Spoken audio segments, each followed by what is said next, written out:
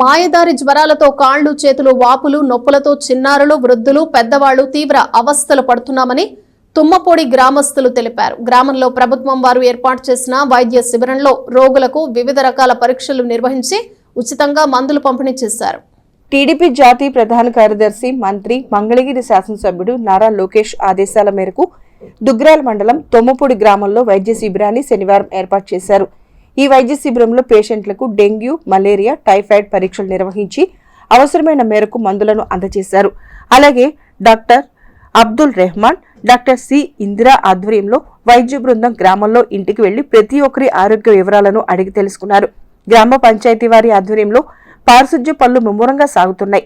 ఈ సందర్భంగా డాక్టర్ అబ్దుల్ రెహమాన్ మాట్లాడుతూ జ్వరం వచ్చిన పేషెంట్స్ బయట పెద్ద పవర్ ఉన్న ఇంజెక్షన్లను చేయించుకోకూడదని అన్నారు. ప్రభుత్వం వారు ఏర్పాటు చేసిన వైద్య శిబిరాన్ని గ్రామస్తులు సద్వినియోగం చేసుకోవాలని డాక్టర్ అబ్దుల్ రెహమాన్ కోరారు. నిన్న పొద్దున వచ్చారులే కానీ వాళ్ళే వాడే బిళ్ళలు చూపించాను. వాళ్ళకి అయ్యే వేసుకున్నారు కానీ వాళ్ళేమి ఇవ్వలా చూడలేదు. ఇంకా పేరు రాసుకుని వెళ్ళారంతే. పోయి ఒకరోజు జ్వరం వచ్చింది, ఇంజక్షన్ చేయించుకుని బిళ్ళలు వేసుకున్నా జ్వరం తగ్గిపోయింది. కాళ్ళ నొప్పులు, ఒళ్ళు నొప్పులు అసలు పట్టుకుపోయి తగ్గట్లేదు. గత వారం రోజులుగా ఊర్లో అంతా వైరల్ ఫీవర్లు, జ్వరాలు, కాళ్ళు నొప్పులు అన్నీ వస్తున్నాయి.